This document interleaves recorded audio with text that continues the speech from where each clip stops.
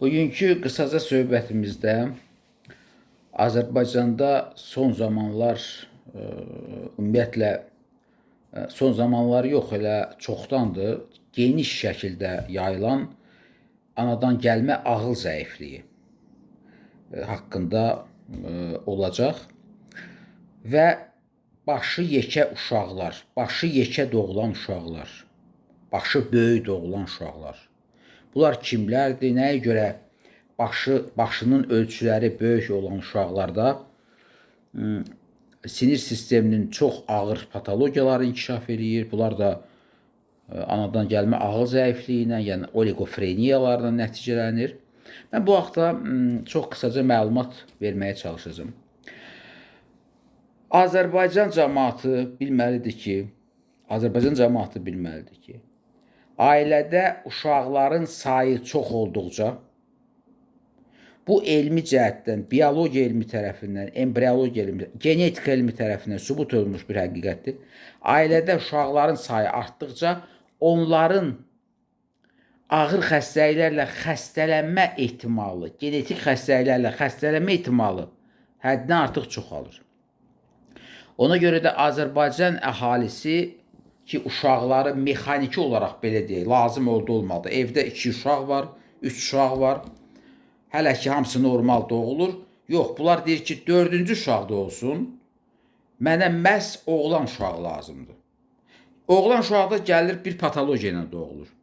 Yəni, bu təbiətin, yenə də deyirəm, təbii seçmə, biologiya, təkamül nəzəriyyəsi, bu qanunları heç kim ləğv eləyə bilməz. Bunları həyat özü sübut edib. Ailədə uşaqların sayı çox olduqca, onlardan biri ya ağır xəstə olur, onlardan biri ya narkoman olur, ya alkoqolik olur, ya xarakteri həddindən artıq eybəcər olur. O adamla ümumiyyətlə söhbət eləmək, danışmaq mümkün deyil. Yəni, böyüdükcə də bu ağırlaşır.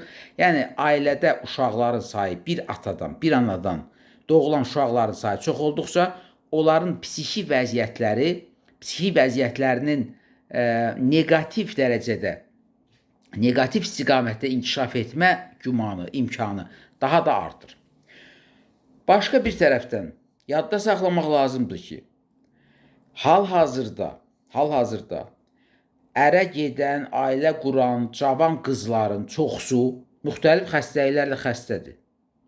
Bu həqiqətdir. Yəni, siz elə bir cavan qız tapa bilməzsiniz, cavan qadın tapa bilməzsiniz ki, yəni fertil yaşda olan, reproduktiv yaşda olan elə bir qadın tapa bilməzsiniz ki, onda elə bir sağlam status ola ki, o dünya sağlam uşaq gətirə. Bütün doğulan uşaqlarda hansısa bir əngəl olur, hansısa bir problem olur. Bu problemlərdən də ən geniş yayılmışı anadan gəlmə ağıl zəifliyi və bunun da səbəbi dölün ana bətnində olanda mərkəzi sinir sisteminə negativ faktorların təsiridir. Çox acınacaqlı haldır ki, biz belə faktlarla razılaşırıq. İnsanın 40 yaşı var, 40 yaşı. İnsanın 30 yaşı var, 35 yaşı var. Onu yalnız indi həkim psixiatrın qəbuluna gətiriblər və məlum olur ki, ciddi araşdıranda məlum olur ki, bu adamın problemi anadan gəlmə problemidir. Yəni, anadan gəlmə bu adam sinir sisteminin zədələnməsi ilə doğulub, bunun nəticəsində bunda xarakterin patoloji inkişafı başlayıb, bunun nəticəsində bunda ağıl zəifliyi başlayıb, bunun nəticəsində bunda müəyyən sarışan hallar, sindromu formalaşıb və başqa dəhşətli sindromlar formalaşıb. Amma bu adamı psixiatrın qəbuluna gətiriblər yalnız 40 yaşında. Hansı ki, bu artıq yekə kişidir və yaxud da böyük bir qadındır. Bu vəziyyətdə artıq o prosesə təsir etmək qeyri-mümkündür. Bu çox ciddi problemdir. Mənim bu haqda çoxlu çıxışlarım olub, yəni Azərbaycan dilində. Buna baxmayaraq, Azərbaycan əhalisinin böyük bir hissəsi çıxışlar Azərbaycan dilində olduğuna baxmayaraq, onlar mənə belə gəlir ki, Azərbaycan dilində də başa düşmürlər. Yəni, bizdə həddindən artıq əhalinin müəyyən bir hissəsi, bu əlbəttə hamıya aid deyil, əhalinin müəyyən bir hissəsi çox qanmaz, çox avam, çox geridə qalmış, mental cəhətdən geridə qalmış, həddindən artıq nadan bir insanlardır. Yenə də deyirəm, bu əhalinin hamısına aid deyil. Təəssüf ki, bu tendensiya gündən-günə artır, gündən-günə artır. Və belə adamların ailəsində də doğulan uşaqlar ağıl zəifliyi ilə doğulurlar. Əgər uşaq doğulanda başı yekədirsə, mən sizə elementar bir izah verim. Elementar bir izah. Əgər sizin uşağınız başı yekə doğulubsa, başın skeletinin arxa hissəsi gedir arxaya, o paravoz kimi, o paravozun başında paravozlar olur. Misal üçün, arxa hissəsi biraz qabarıqdır, qabaq hissəsi biraz nazikdir. Əgər sizin uşağınızın başı o formadadırsa, siz mütləq bilməlisiniz ki, sizin uşağınız hidrosefaliya deyilən vəziyyətlə doğulub. Və bu barədə siz təcili tədbirlər görməyə başlamalısınız. Baş yekədir. Uşağın rəngi avazmışdır. Uşaq bütün günü ağlayır, zır, zır, zır, zır, bütün gün ağlayır. Bir yerdə dayanmır. Az qala evin tavanında gəzir. Narahatdır, yatmır, gecələr yatmır. Gecə durur, ağlayır, anasının qucağında durmur, atasının qucağında durmur.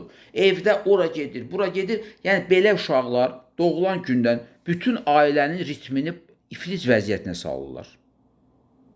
Mən yenə də deyirəm, əgər sizin uşağınız başı yekə doğulubsa, bilməlisiniz ki, bu heç bir norma deyil.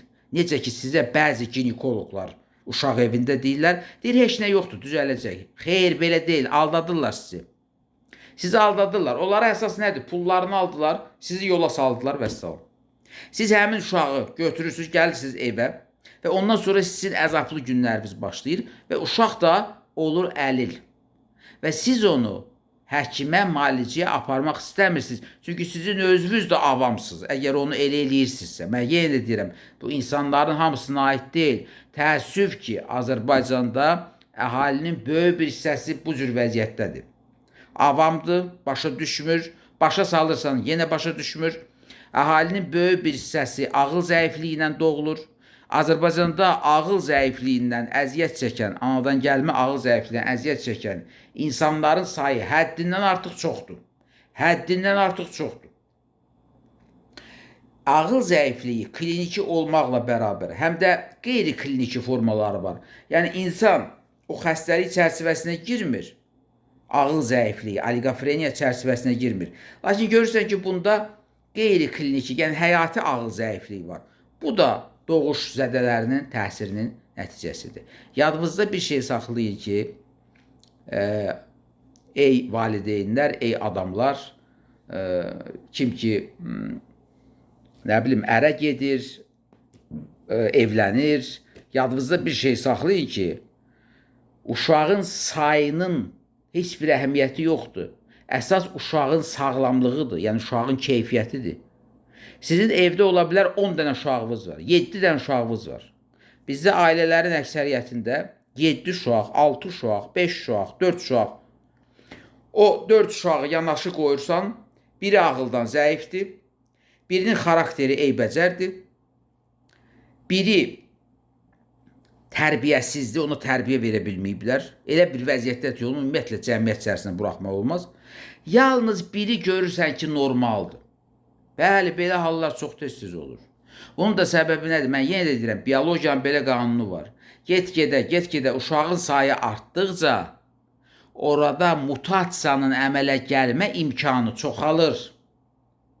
Bəzi adamlar bunu inkar edirlər. Bəzi adamlar deyirlər ki, biz dindarıq, dində başqa cür yazılıb, uşaq nə qədər çox olsa o qədər yaxşıdır, nə bilim, uşaq var, dövlətdir, uşaq doğun, bir ucdan doğun, ay qadınlar, bir ucdan doğun, ruzisi olacaq, nə bilim, filan beşməkan. Əlbəttə, bunları siz deyə bilərsiniz, deməkdə də davam edə bilərsiniz, amma sizin deməyinizlə heç nə dəyişmir.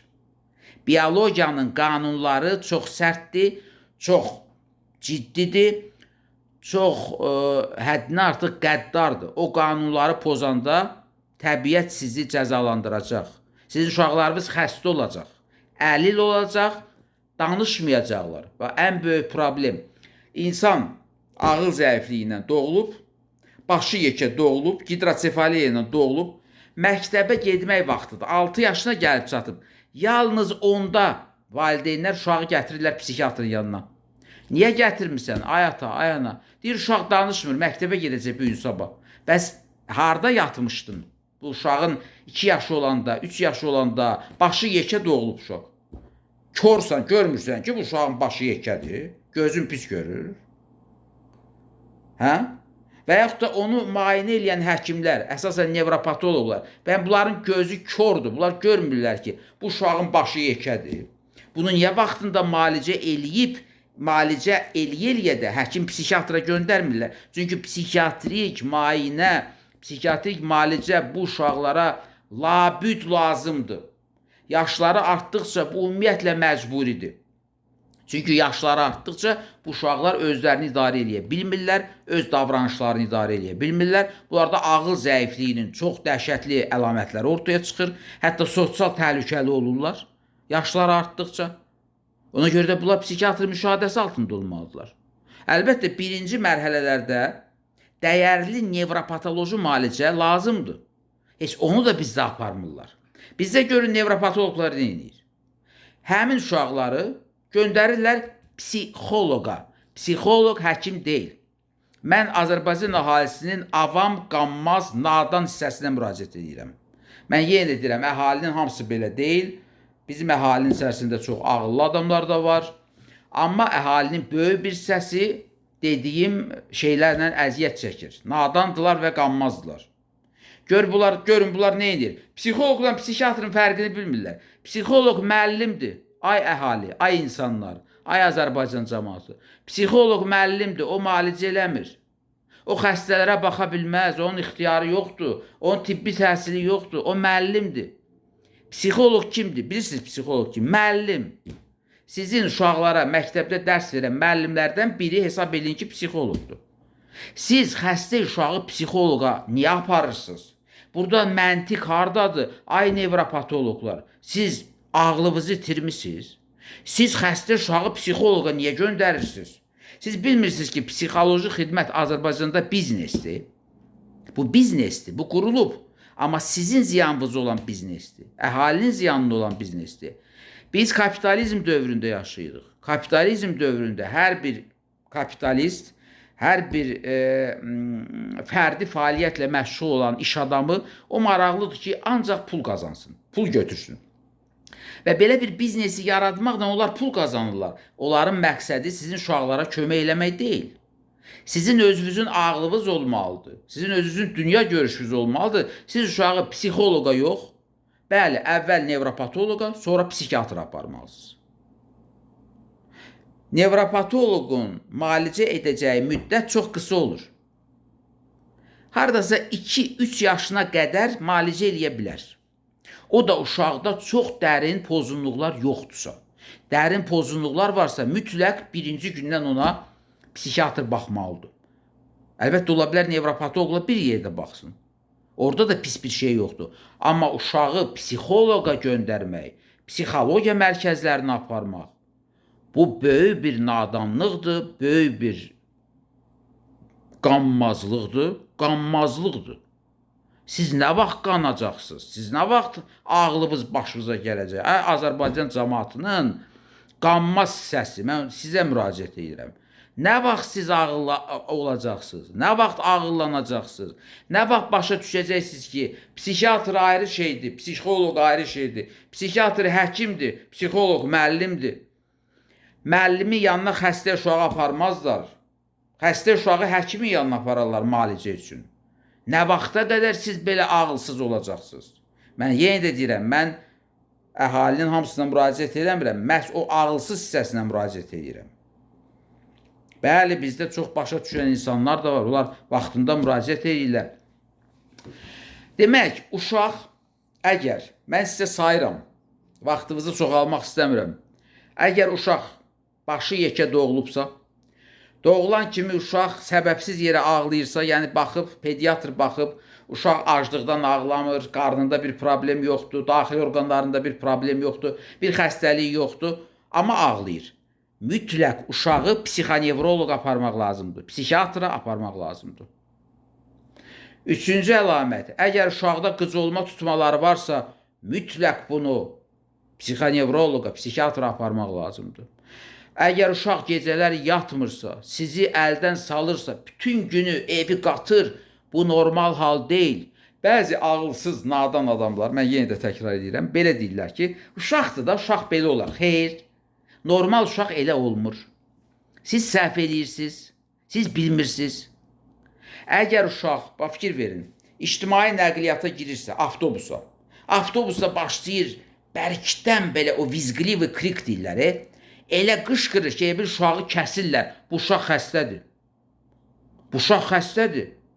Avtobus oturub anasının qucağında son düşəcəyi məntəqəyə çatana qədər bu uşaq ağlayır. Normal uşaq elə ola bilməz.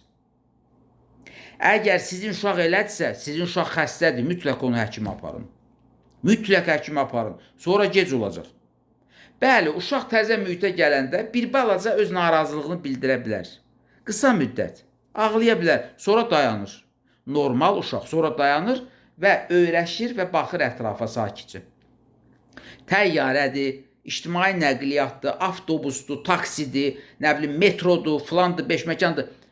Bunlara girən kimi uşaq ki başlayır şiddətlə ağlamağa, anasının qucağında dayanmır, göyə uçur, yerə çırpır özünü. Bu uşaqların hamısı, buna biz deyirik davranış pozğunluğu. Valideynlər nə deyir? Nadan valideynlər deyir, uşaqdır da, uşaq belə olar da, uşaq ağlayar. Xeyr, elə deyil. Elə deyil. Siz nadansınız, cəmaat ona neynəsin axı? Siz xəstə uşağı sağlam kimi qəbul edirsiniz. Nə vaxtdan bəri sağlam uşaq bütün gün ağlamalıdır? Niyə elə olmalıdır? Siz bir fikirləşmişsiniz. Və bunun nəticəsində nə olur? Anadan gəlmə ağıl zəifliyi inkişaf edir. Çünki müalicə getmir. Kəllə daxili təzyiq yuxarı olaraq qalır. Beyni sıxır. Beyin strukturlarının funksiyası pozulur. Bəzi uşaqlarda görmə sinirinin atrofiyası yaranır və onlarda görmə həddindən artıq zəifliyir. Demək olar ki, onlar heç bir şey görmürlər. Bəzi uşaqlarda müxtəlif psixiatrik, çox ağır psixiatrik ağırlaşmaları olur. Bunlardan ən geniş yayılmışı orqanik psixozlardır. Uşaq böyüdükcə aqressivləşir. Bir də valideynlər onu da ayılır ki, uşaq həyətə çıxıb, küçəyə çıxıb, ağır bir əşyanı götürüb, kiminsə başına vurub, o adam da ölüb və uşağı göndəriblər psixiatrik ekspertizaya. Ancaq onda ayılırlar. Bu avam insanlar, bədbəxt insanlar, bədbəxt Azərbaycan əhalisi ancaq onda inanır. Avamlıq Azərbaycanın birinci bəlasıdır. Mən həmişə deyirəm. Və bu bəlada Azərbaycan əhalisinin özü günahkardır. Heç kim günahkar deyil. Heç kimi günahkar eləmək olmaz. Avamlığın da təməlində dayanır savadsızlıq. Avamlığın təməlində dayanır dünya görüşünün dar olması, insanın özünü inkişafa meyl etməməsi və insanın özündən razılığı. Bütün bu məsələlər gətirir çıxardır avamlığa. Avamlıq da gətirir çıxardır mən dediyim şeylərə. Yenə də təkrar edirəm. Bütün o saydığım əlamətlər ki var idi, mən saydım sizə.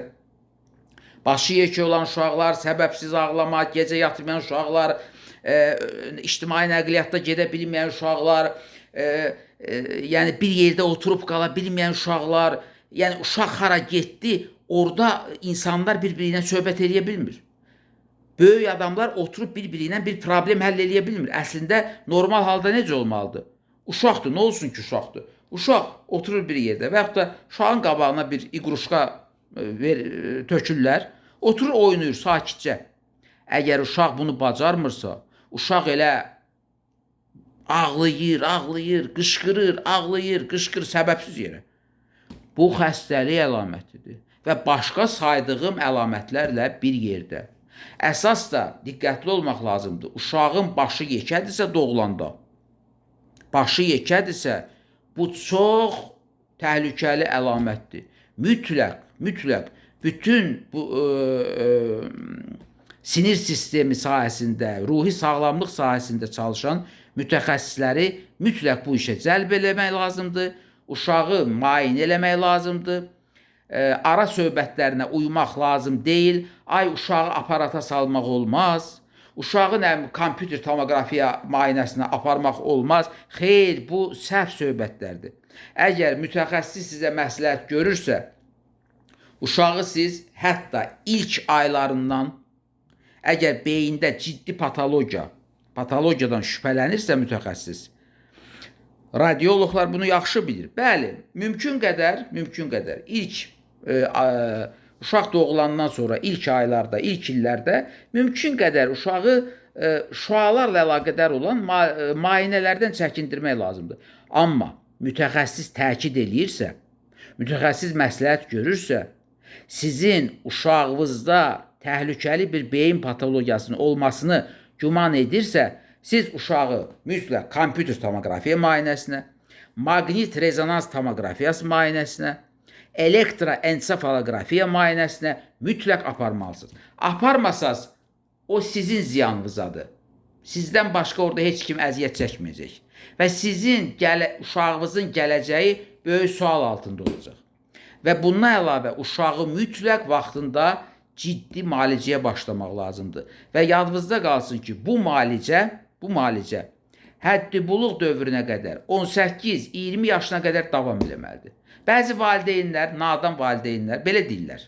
Yəni, mən yenə də təkrar edirəm, Azərbaycanda belə nadan adamların sayı gün-gündən artır. Bunlar sual verirlər.